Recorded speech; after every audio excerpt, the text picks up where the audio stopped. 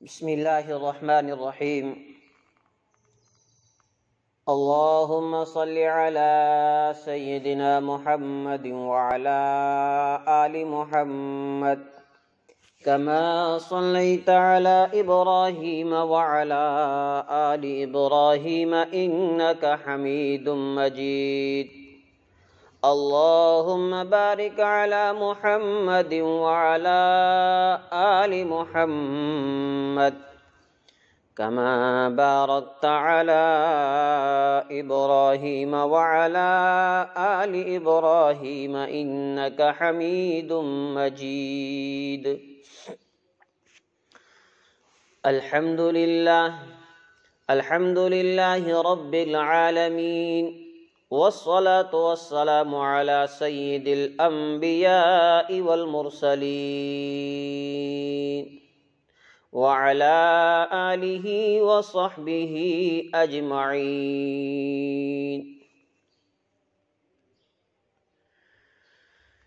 یا رب صل وسلم دائما ابدا على حبیبک خیر الخلق كلهم یا رب صل وسلم دائما ابدا على حبیبک خیر الخلق كلهم یا رب صل وسلم دائما ابدا على حبیبک خیر الخلق كلهم اما بعد اعوذ باللہ من الشیطان الرجیم بسم اللہ الرحمن الرحیم فأما اليتیم فلا تقہر صدق اللہ العظیم۔ میرے ایمانی بھائیوں، بزرگوں اور نوجوان ساتھیوں،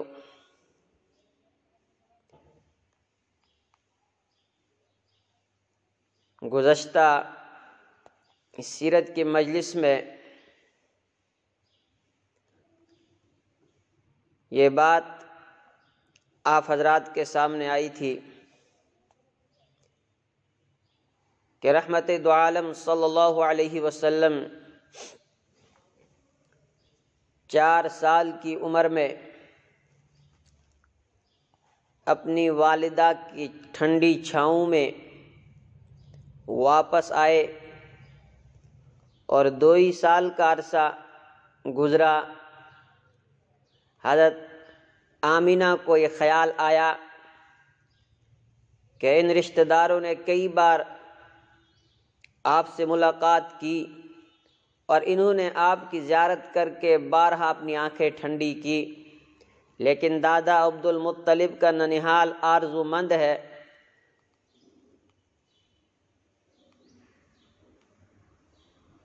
لہذا وہ آپ کو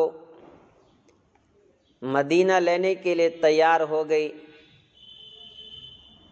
اور 6 سال کی عمر میں آپ اپنی والدہ حضرت آمینہ کے ساتھ مدینہ تشریف لے گئے۔ مدینہ میں 1 مہینے آپ نے قیام کیا اور حضرت آمینہ نے 1 مہینے کے بعد واپسی کا انتظام کر لیا۔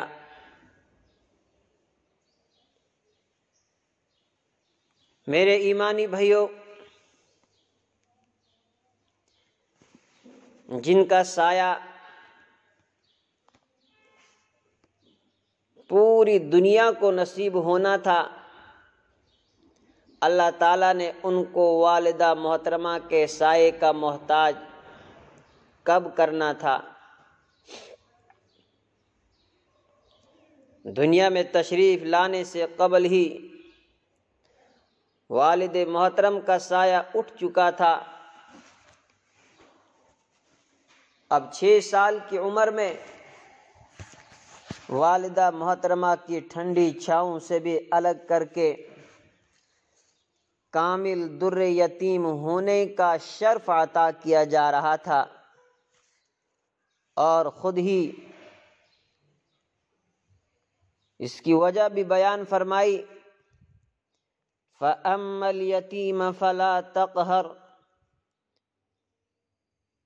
تو آپ یتیم پر سختی نہ کیجیے کہ آپ یتیموں کے غم گسار بن سکیں اور دکھیوں کے دکھ کو محسوس کر سکیں اور یتیموں کو نہ جھڑکیں۔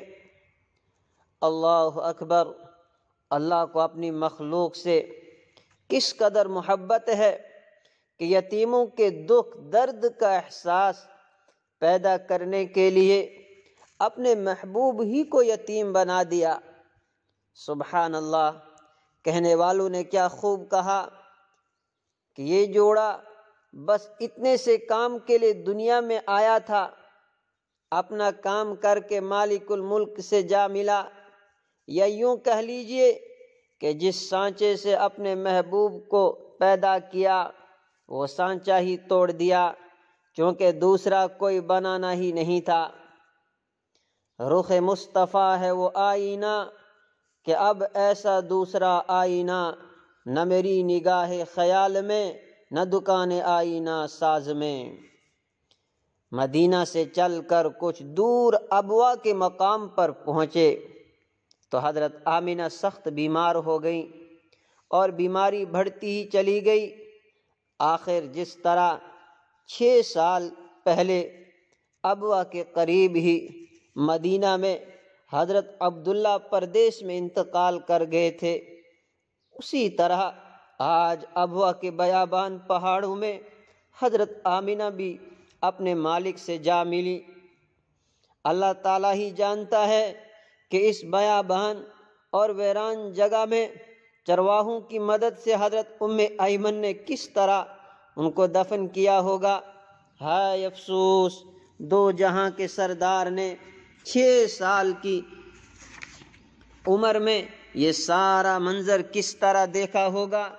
کچھ تاریخی روایتوں میں آتا ہے کہ حضرت ایمن نے آپ کو تسلی دی اور اطمینان دے کر مکہ کے لیے تیار تو کر لیا، لیکن آپ 3 بار ایمن سے چھوٹ کر اپنی والدہ کی قبر سے لپٹ کر یہ فرماتے تھے، میں آپ کے بغیر کس طرح رہوں گا۔ ایمن کسی طرح سمجھا بجھا کر مکہ لے کر آ گئی۔ وہ آپ سے پہلے سے ہی بہت زیادہ محبت کرتی تھی اور اب تو اور زیادہ ہی پیار کرنے لگ گئی۔ مکہ میں یہ خبر بنو ہاشم بطور خاص دادا عبد المطلب کے لیے رنج و غم کا سبب بن گئی، اور اس وقت وہ 80 سال کے بزرگوار چراغ سحر اور ڈوبتے سورج کے مانند تھے، اور اس نئے زخم نے تو ان کی کمر ہی توڑ دی۔ اب انہوں نے اپنے یتیم پوتے کو ایسا پیار دیا تاکہ آپ اپنے ماں باپ کے غم کو بھول جائیں۔ عبد المطلب اپنے بیٹوں کے مقابلے میں آپ سے بہت زیادہ محبت کرتے تھے۔ وہ اپنے ساتھ ہی بٹھاتے، اگر کہیں جانا ہوتا ساتھ لے کر جاتے تھے، بلکہ روایتوں میں تو یہاں تک آتا ہے کہ عبد المطلب کے لیے خانہ کعبہ کے سائے میں ایک چٹائی بچھائی جاتی تھی جس پر کوئی بیٹھنے کی ہمت نہ کرتا تھا، مگر جب آپ تشریف لاتے سیدھے اس چٹائی پر دادا کے ساتھ بیٹھ جاتے تھے۔ اگر کوئی روکنے کی کوشش کرتا تو دادا اشارے سے اس کو منع کر دیتا اور فرماتے تھے، میرے اس بیٹے کو بیٹھنے دو، اس کی ایک الگ شان ہے، تم اس کو اپنے حال پر چھوڑ دو، یہ دنیا کا سردار بنے گا۔ اور پھر دادا کا انتقال اور آپ اپنے چاچا ابو طالب کی کفالت میں آتے ہیں۔ عبد المطلب چراغ سحر اور ڈوبتے سورج کے مانند تھے۔ آخر کار 2 سال بعد 82 سال کی عمر میں انہوں نے بھی منہ موڑ لیا، اور اللہ تعالیٰ نے اپنے حبیب کو 2 سال سے زیادہ دادا کی شفقت میں بھی نہیں رکھا، اور آپ صلی اللہ علیہ وسلم کو محتاجگی بھی کس کی تھی؟ یہ تو دادا کی آنکھوں کو ٹھنڈا کرنے کا ایک بہانہ تھا۔ اور اس وقت آپ صلی اللہ علیہ وسلم 8 سال کی عمر کے تھے، جس میں دکھ درد کو ہر بچہ اچھی طرح سمجھ سکتا ہے۔ پھر آپ کی تو بات ہی جدا ہے، نرم و نازک دل پر یہ ایک تازہ زخم تھا، لیکن بچوں کی طرح کوئی آہو بھوکا اور چیخنا چلانا نہیں تھا، صرف آنکھوں سے آنسوں کی بارش تھی اور جنازے کے پیچھے پیچھے چل رہے تھے۔ عبد المطلب کے 10 بیٹے تھے، لیکن نبی اکرم صلی اللہ علیہ وسلم کے والد حضرت عبداللہ کے حقیقی اور عینی بھائی صرف ابو طالب اور زبیر تھے۔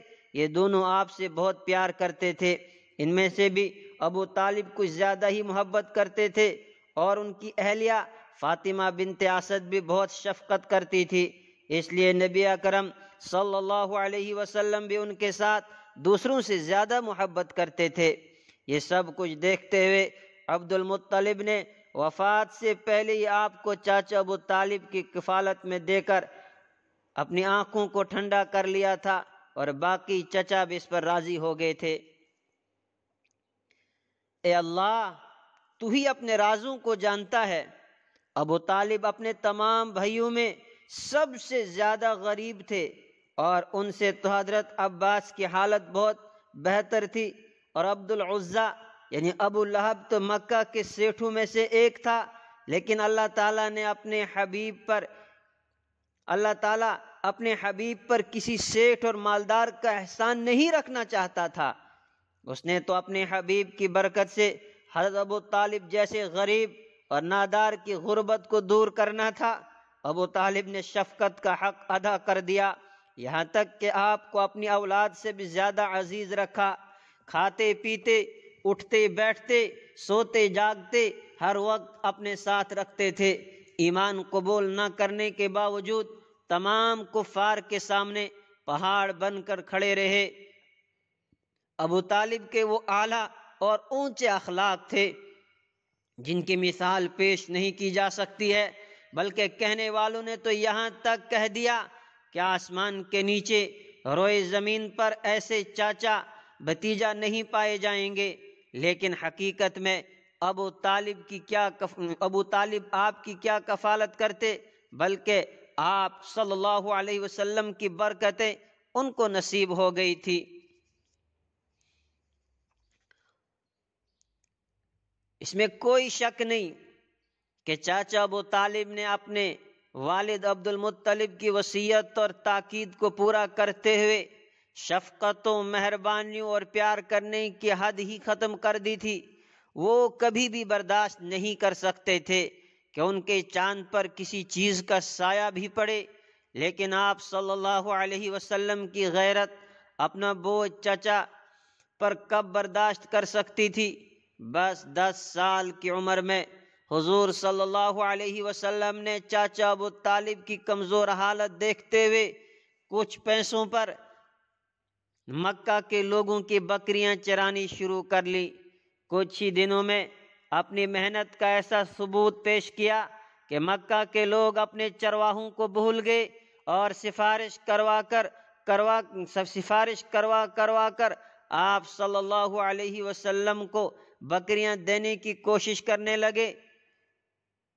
اسی طرح نبی اکرم صلی اللہ علیہ وسلم نے چاچا کا بوجھ بھی اپنے سر لے لیا، یا یہ کہہ لیجئے کہ یہ بکریاں چرانا نہیں تھا، بلکہ اللہ تعالیٰ کی طرف سے یہ دنیا جہان کو سنبھالنے اور سارے جہان کو اپنے مدار پر لانے، یعنی سیدھے راستے پر چلانے کا طریقہ سکھانے کا انتظام ہو رہا تھا، اور بکریاں چرانے کے ذریعے اس کی مشق کرائی جا رہی تھی۔ نبوت کے اعلان کے بعد آپ صلی اللہ علیہ وسلم کبھی کبھی بکریاں چرانے کے اس زمانے کو یاد فرما کر اپنا دل ہلکا کر لیا کرتے تھے۔ ایک بار صحابہ کرام کی جماعت کے ساتھ ایک جنگل میں تشریف لے گئے تو فرمایا، بیریوں میں سے جو سیاہ ہوں وہ پکی ہوئی اور میٹھی ہوتی ہے، وہ کھاؤ، مجھے یہ تجربہ بکریاں چراتے چراتے ہوا ہے۔ ایک بار آنکھ کے درد پر ایک جنگلی جڑی کا ذکر فرمایا کہ میں نے بکریاں چراتے ہوئے دیکھی تھی۔ صحابہ کرام نے حیران ہو کر عرض کیا، حضرت آپ نے بھی بکریاں چرائی ہیں؟ آپ صلی اللہ علیہ وسلم نے فرمایا، کوئی نبی ایسا نہیں گزرا جس نے بکریاں نہ چرائی ہوں۔ 12 سال کی عمر میں آپ شام کا سفر کرتے ہیں۔ پیچھے یہ بات آ چکی ہے کہ مکہ کے لوگ 2 تجارتی سفر کرتے تھے، ایک یمن کی جانب اور دوسرا شام کی جانب۔ ان کی معیشت کا نظام انہی 2 سفروں پر چلتا تھا۔ حضرت نبی اکرم صلی اللہ علیہ وسلم کی عمر مبارک تقریباً 12 سال کی ہوگی کہ چاچا ابو طالب نے دوسرے مسافروں کے ساتھ شام کے سفر کا پختہ ارادہ کر لیا۔ ابو طالب سفر کی مشقتوں اور مصیبتوں سے بخوبی واقف تھے، اس لیے بچوں میں سے کسی کو اپنے ساتھ نہیں لے جا رہے تھے، اور اپنے بھتیجے کی تو وہ معمولی پریشانی بھی نہیں دیکھ سکتے تھے۔ لیکن جب نبی اکرم صلی اللہ علیہ وسلم کو معلوم ہوا تو آپ بضد ہو گئے کہ مجھے بھی اپنے ساتھ لے چلو۔ مطلب یہ تھا کہ اس طرح چچا کا بوجھ تھوڑا کم ہو جائے گا۔ چچا بھی اپنے بھتیجے کا ٹوٹتا ہوا دل کب دیکھ سکتے تھے۔ آخر انہوں نے آپ صلی اللہ علیہ وسلم کو اجازت دے دی تو آپ خوش ہو گئے۔ دراصل ابو طالب اپنے بھتیجے میں کچھ ایسے اعلیٰ کردار کی باتیں دیکھتے تھے جو اس عمر کے بچوں میں نہیں پائی جاتی ہیں۔ بچوں کا کام کھیل کود، آپس میں لڑائی جھگڑا ہوتا ہے، بلکہ کئی مرتبہ آپس میں گالی گلوچ بھی ہو جاتی ہے، مگر ان کے بھتیجے میں ایسی کوئی بات وہ سوچ بھی نہیں سکتے تھے۔ ہمیشہ بچوں سے الگ تھلگ، خاموش مزاجی کے ساتھ رہنا، چھوٹوں سے بہت زیادہ پیار اور شفقت اور بڑوں کے ساتھ ادب سے بات کرنا آپ صلی اللہ علیہ وسلم کی پیاری عادت شریفہ تھی۔ بڑے لوگوں کی طرح عقل مندی کی باتیں کرتے تھے، اس لیے ابو طالب آپ کے ساتھ صرف پیار ہی نہیں کرتے تھے بلکہ بڑوں کی طرح عزت و احترام کے ساتھ پیش آتے تھے۔ نبی اکرم صلی اللہ علیہ وسلم سے ایسے گفتگو فرماتے تھے جیسے کسی بڑے تجربہ کار آدمی سے مشورہ کر رہے ہوں۔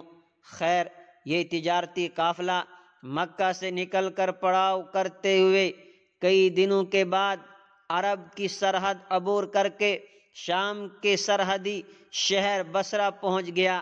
یہ وہی شہر ہے جس کو حضرت آمینہ نے حضور صلی اللہ علیہ وسلم کی پیدائش کے وقت چمکتے ہوئے دیکھا تھا۔ وہاں قافلے نے عیسائیوں کے گرجا گھر کے قریب میں پڑاؤ کیا۔ سفر سے تھکے ہوئے لوگ جلدی سے آرام کے لیے لیٹ گئے۔ کلیسا میں عیسائیوں کے ایک بہت بڑے مذہبی پیشوا اور عالم بحیرہ راہب رہتے تھے۔ انہوں نے قافلے میں کچھ عجیب و غریب باتیں دیکھی تھی۔ انہوں نے دیکھا کہ قافلے میں ایک نوجوان کے ساتھ سایہ چل رہا ہے، اور جب وہ ایک درخت کے نیچے بیٹھے تو سایہ بھی انہی کے ساتھ اوپر ٹھہر گیا۔ تھوڑی ہی دیر کے بعد بحیرہ کا ایک قاصد ان کے پاس دعوت کا پیغام لے کر آ گیا۔ قریشیوں کو اس دعوت پر بہت حیرت ہوئی کہ ہم تو یہاں اکثر ٹھہرتے تھے مگر بحیرہ راہب کبھی توجہ نہیں کرتا تھا، آج اس نے کیوں دعوت کی ہے؟ غرض یہی سوچتے ہوئے سب قافلے والے عبادت گاہ میں راہب کے پاس پہنچ گئے، مگر انہوں نے حضور صلی اللہ علیہ وسلم کو بچہ سمجھ کر پڑاؤ میں ہی چھوڑ دیا۔ بحیرہ راہب نے سب کو گہری نظر سے دیکھ کر کہا، بھائیو، سب کی دعوت تھی، پیچھے کون رہ گیا ہے؟ جواب دیا، ہم سبھی آ گئے ہیں، صرف ایک کم عمر بچے کو چھوڑ آئے ہیں۔ اس نے کہا، نہیں، ان کو بھی لے کر آؤ۔ حضور اکرم صلی اللہ علیہ وسلم کے تایا حارث فوراً آپ صلی اللہ علیہ وسلم کو لے کر آئے۔ بحیرہ راہب آپ صلی اللہ علیہ وسلم کو برابر تجسس کی نگاہوں سے دیکھنے لگ گیا۔ جب سب لوگ کھانا کھا کر واپس جانے لگے تو اس نے نبی اکرم صلی اللہ علیہ وسلم اور آپ صلی اللہ علیہ وسلم کے چاچا ابو طالب کو روک لیا۔ پھر اس نے آپ صلی اللہ علیہ وسلم کے دونوں کندھوں کے درمیان مہر نبوت کی زیارت کی اور بوسہ دیا۔ پھر ابو طالب کی طرف متوجہ ہو کر پوچھا، یہ بچہ آپ کا کیا لگتا ہے؟ انہوں نے کہا یہ میرا بیٹا ہے۔ بحیرہ نے انکار میں گردن ہلا کر کہا یہ ہو ہی نہیں سکتا۔ ابو طالب نے کہا یہ مجھے بچوں سے زیادہ پیارا ہے، لیکن حقیقت میں بھتیجا ہے۔ ان کے والد کا انتقال اس وقت ہو چکا تھا جب یہ ماں کے پیٹ میں تھے۔ اس نے کہا بالکل ٹھیک ہے۔ پھر اس نے اسی طرح کی بہت ساری باتیں پوچھی اور ہر بات پر ہاں میں سر ہلاتا رہا۔ آخر میں اس نے کہا میں نے ان میں وہ تمام نشانیاں دیکھی ہیں جو آخری پیغمبر کی خاص نشانیاں ہیں، اور مجھے پورا یقین ہے کہ یہی آخری نبی ہیں جن کے انتظار میں اس وقت پوری دنیا ہے، جن کی خوشخبری دیتے اور جن کی آرزو میں تڑپتے ہوئے بڑے بڑے نبی چل بسے ہیں۔ مجھے ڈر ہے کہ اگر آپ ان کو آگے ملک شام لے جائیں گے تو یہودی عالم ان کو پہچان لیں گے اور ضد اور حسد کی بنا پر ان کو قتل کرنے کا منصوبہ بنائیں گے، کیونکہ ان کو اس سورج کی روشنی میں اپنے چراغ بجھتے ہوئے دکھائی دیں گے۔ اور آخر میں کہا کہ میں نے تمہیں نصیحت کر کے اپنا فرض پورا کر دیا ہے، آگے آپ کی مرضی۔ ایک روایت میں ہے ابو طالب نے بحیرہ راہب سے پوچھا آپ کو ان کے آخری نبی ہونے کا علم کیسے ہوا؟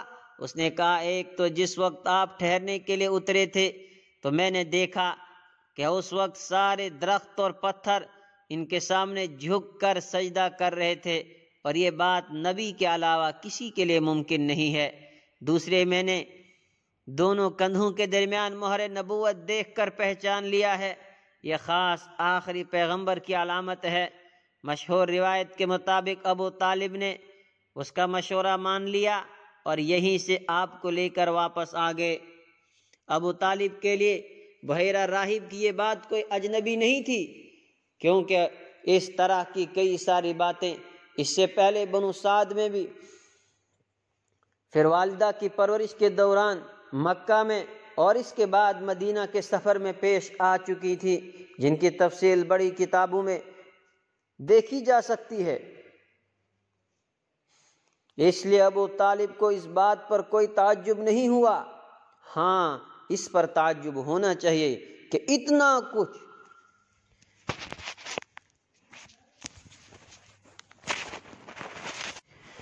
میرے ایمانی بھائیوں، اس کے بعد حرب الفجار اور حلف الفضول کا ایک واقعہ پیش آتا ہے۔ عرب کے لوگ صدیوں سے آزاد تھے، وہ کبھی کسی حکومت کے ماتحت اور رعایا بن کر نہیں رہے، اس لیے ان میں چاپلوسی کرنا، جھک جانا، مفاد کے پیچھے اپنی غیرت کا سودا کرنا، مالداروں کے سامنے سر تسلیم خم ہو جانا اور خوشامد کرنا، ان جیسی دوسری بری صفات بالکل نہیں پائی جاتی تھی، لیکن لمبی جہالت کی بنا پر ان کے اندر کچھ دوسری بری صفات آ گئی تھی، جس طرح چھوٹی چھوٹی باتوں پر لڑائی جھگڑے کرنا، اکڑ جانا، پھر جب کبھی لڑائی شروع ہو جاتی تو وہ ختم ہونے کے قریب بھی نہ آتی تھی۔ نبی کریم صلی اللہ علیہ وسلم کی عمر تقریباً 15 برس ہوگی کہ قریش اور قبیلہ قیس کے درمیان چھوٹی سی بات پر لڑائی شروع ہو گئی۔ اول قیس قریش پر غالب آ گئے، اس وجہ سے انہوں نے حرم کا بھی کوئی خیال نہیں کیا اور حرمت والے مہینہ ذی القعدہ میں ہی قریش پر حملہ کر دیا، حالانکہ یہ مہینہ ان 4 مہینوں میں سے ہے جس میں عرب کے مشرک بھی لڑائی ناجائز سمجھتے تھے۔ اسی وجہ سے اس لڑائی کا نام حرب الفجار یعنی گناہ والی جنگ ہو گیا۔ یہ جنگ آپ کے خاندان سے تھی، اس لیے آپ بھی مجبوری میں شامل ہو گئے، لیکن نبی اکرم صلی اللہ علیہ وسلم نے خود نہ کسی پر ہاتھ اٹھایا اور نہ کسی سے مقابلہ کیا، صرف اپنے چاچاؤں کو تیر اٹھا اٹھا کر دیتے رہے۔ بالآخر کچھ نیک لوگوں کی محنت سے دونوں کے درمیان صلح پر جنگ کا خاتمہ ہوا، اور اس جنگ کے کچھ دن بعد ہی نبی اکرم صلی اللہ علیہ وسلم کے چاچا زبیر بن عبد المطلب کی کوشش سے مکہ میں مظلوموں کی اعانت کرنے کا ایک معاہدہ ہوا، کیونکہ یہ معاہدہ پہلے کے ایک معاہدے کی بنیاد پر تھا جس میں فضل نام کے 3 آدمی شامل تھے، فضل بن فضالہ، فضل بن وداعہ اور فضل بن حارث۔ اسی وجہ سے اس معاہدے کو حلف الفضول کہنے لگ گئے۔ مکہ میں کچھ بڑے اور چنے ہوئے لوگ بنو تمیم کے سردار عبداللہ ابن جدعان کے پاس ان کے گھر جمع ہوئے۔ نبی کریم صلی اللہ علیہ وسلم بھی خصوصی طور پر اس میں شامل کیے گئے۔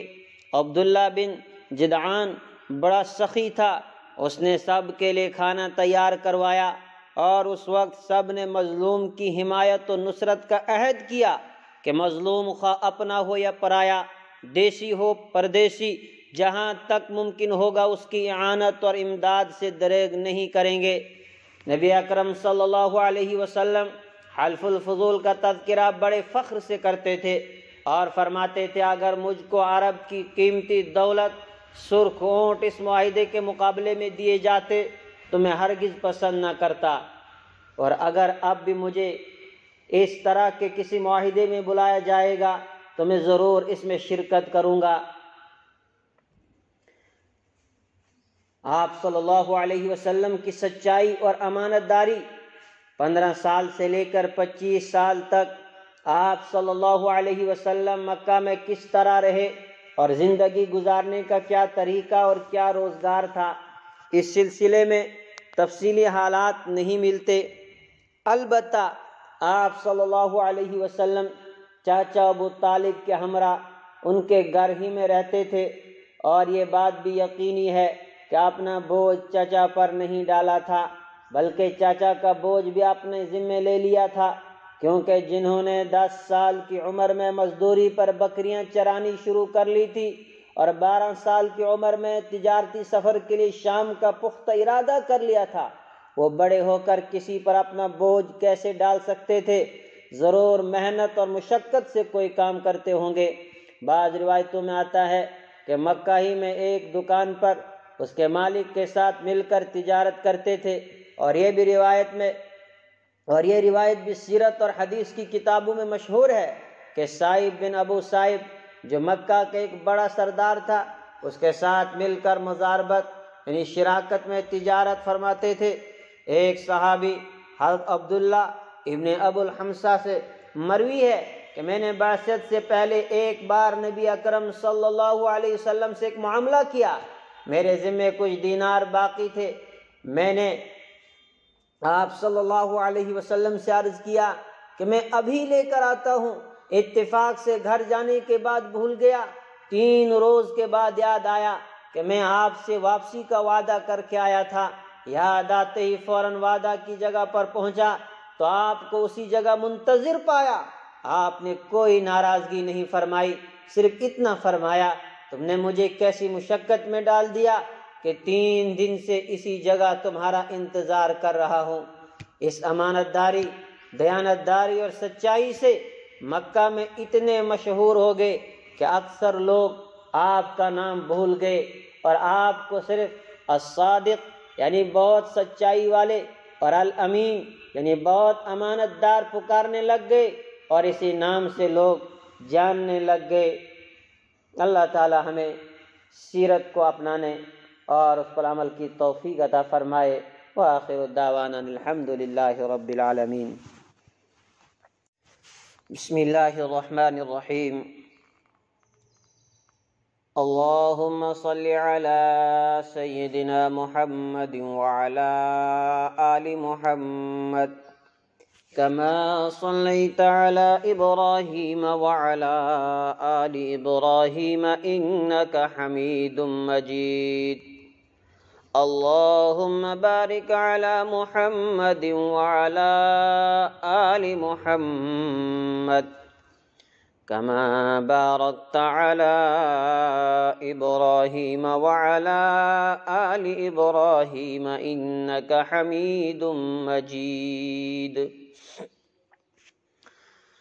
الحمد لله الحمد للہ رب العالمین والصلاة والسلام علی سید الانبیاء